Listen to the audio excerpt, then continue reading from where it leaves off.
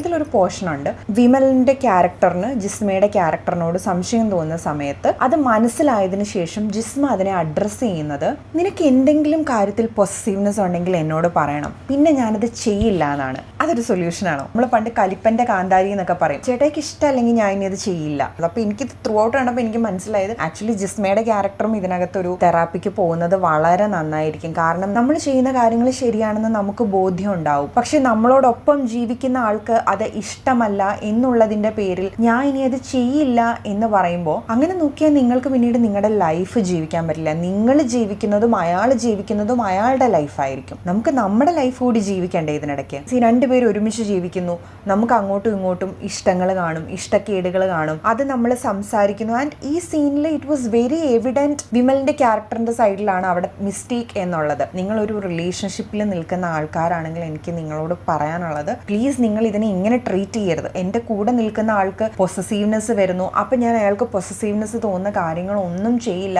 അത് ആ മൊമെന്റിൽ ചിലപ്പോൾ നിങ്ങൾക്ക് ഓക്കെ ആയിട്ട് തോന്നും, പക്ഷെ പിന്നീട് അങ്ങോട്ടേക്കുള്ള ലൈഫിൽ അതിന് ഒരുപാട് പ്രോബ്ലംസ് ക്രിയേറ്റ് ചെയ്യാം. ഇവിടേക്കാണ് എനിക്കിത് സൈക്കോളജിസ്റ്റുകൾ ഇരുന്നിട്ട് അല്ലെങ്കിൽ സൈക്യാട്രിസ്റ്റുകൾ ഈ ഒപ്പത്തിലുള്ള ടീം, എനിക്ക് ആരൊക്കെയാണെന്ന് എനിക്കറിയില്ല, നിങ്ങളിത് കണ്ടില്ലേ ഈ ഒരു പ്രൊജക്ട് എന്ന് എനിക്ക് ചോദിക്കാൻ തോന്നിയത്. First of all it's not a positive assurance. ഇയാൾക്ക് സംശയം മൂർധന്യാവസ്ഥയിലെത്തി ഇയാൾ ഓരോ തവണ പ്രശ്നം ഉണ്ടാക്കുമ്പോഴും ഈ പെൺകുട്ടി അഷുറൻസ് കൊടുക്കുകയാണ്, ഞാൻ നിന്റെ മാത്രമാണ്, ഞാൻ ഇവിടെ തന്നെയുണ്ട് എന്ന് പറയുന്ന ഈ അഷുറൻസ് കൊടുക്കുമ്പോൾ ഇയാൾ ശാന്തനാവുന്നുണ്ട്. കുറച്ച് കഴിയുമ്പോൾ വീണ്ടും കയ്യിൽ നിന്ന് പോകും. ഒരു മെസ്സേജ് രാത്രി വരുന്നുണ്ട്, അവിടുത്തെ മുൻ അസോസിയേഷൻ പ്രസിഡന്റിന്റെ മെസ്സേജ് വരുന്നുണ്ട്. ഇവൻ ആ മെസ്സേജ് നോക്കിയിരിക്കുകയാണ്, ഇത് ബ്രേക്ക് ചെയ്യണം, ഇവനും ഇവളും തമ്മിൽ ഇനി കോൺടാക്ട് ചെയ്യുന്ന അവസ്ഥ ഉണ്ടാവരുതെന്ന് പറഞ്ഞ് ബ്രേക്ക് ചെയ്യാൻ വേണ്ടിയിട്ടാണ് ഇവൻ രാവിലെ പോയി പോസ്റ്റർ ഒട്ടിക്കുന്നത്. അപ്പോൾ ഈ അഷുറൻസ് കൊടുക്കലല്ല അവിടെ വേണ്ടത്. വളരെ തെറ്റായിട്ടുള്ള ഒരു മാതൃകയാണ് ഈ വീഡിയോയിൽ ഒരു റിലേഷൻഷിപ്പിൽ അഷുറൻസ് കൊടുക്കുന്നതുമായിട്ട് ബന്ധപ്പെട്ട് ബിൽഡ് ചെയ്ത് കാണിച്ചിരിക്കുന്നത്. ഇങ്ങനെ അഷുറൻസ് കൊടുക്കുന്നതോറും സംഭവിക്കുന്നത് എന്താണെന്ന് വെച്ചാൽ, ഓരോ പ്രാവശ്യം ഇയാൾ ഇൻസെക്യൂർ ആവുമ്പോഴും അഷുറൻസ് സീക്കും. ഇവൾ എത്ര നാൾ അഷുറൻസ് കൊടുക്കും? മരിക്കുന്നവർ അഷുറൻസ് കൊടുത്തോണ്ടിരിക്കും? ഇല്ല.